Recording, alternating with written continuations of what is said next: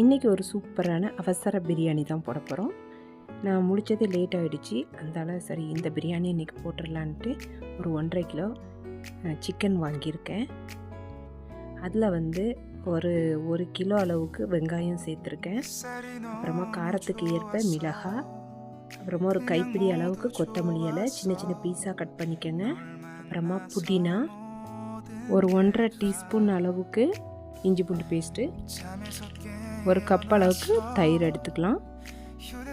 மஞ்சள் பொடி, garam masala, chilli powder காரத்துக்கு ஏற்ப, பட்டை, கிராம்பு, ஏலக்காய்,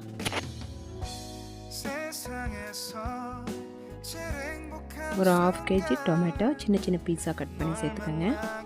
நல்லா எல்லாம் மிக்ஸ் ஆகிற மாதிரி கையை வச்சு நல்லா பிசைஞ்சு விட்டுக்கோங்க. இதை ஒரு 2 ஹவர் அப்படியே வச்சுட்டு அதுக்கப்புறமா அடுப்பில் தூக்கி வச்சு நல்லா கொதிக்க விடுங்க.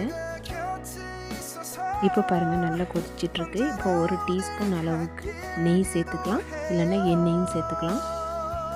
இப்போ நல்லா கொதி வந்துடுச்சு. இப்போ கஸ்தூரி மேத்தியை கொஞ்சம் க்ரஷ் பண்ணி போட்டுக்கோங்க. இப்போ பாருங்கள் நல்லா எண்ணெயெல்லாம் கக்கி வந்துடுச்சு பாருங்கள், சூப்பராக இருக்கா, நல்லா வாசனையாக இருக்குது. இப்போ நல்லா கறி குக்கான உடனே இப்போ அரிசி போட்டுடலாம். அரிசியை போட்டு குக் பண்ணி இறக்கிடலாம். சூப்பரான பிரியாணி ரெடி ஆயிரும்.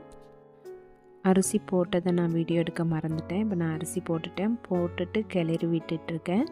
இதை நல்லா கொதிக்க விட்டுக்கலாம். இப்போ பாருங்கள் நம்மளோட சூப்பரான அவசர பிரியாணி ரெடி ஆயிடுச்சு. நீங்களும் வீட்டில் இதே மாதிரி ட்ரை பண்ணுங்கள். ட்ரை பண்ணிவிட்டு உங்களோட கமெண்ட் செக்ஷனில் கமெண்ட் பண்ணுங்கள்.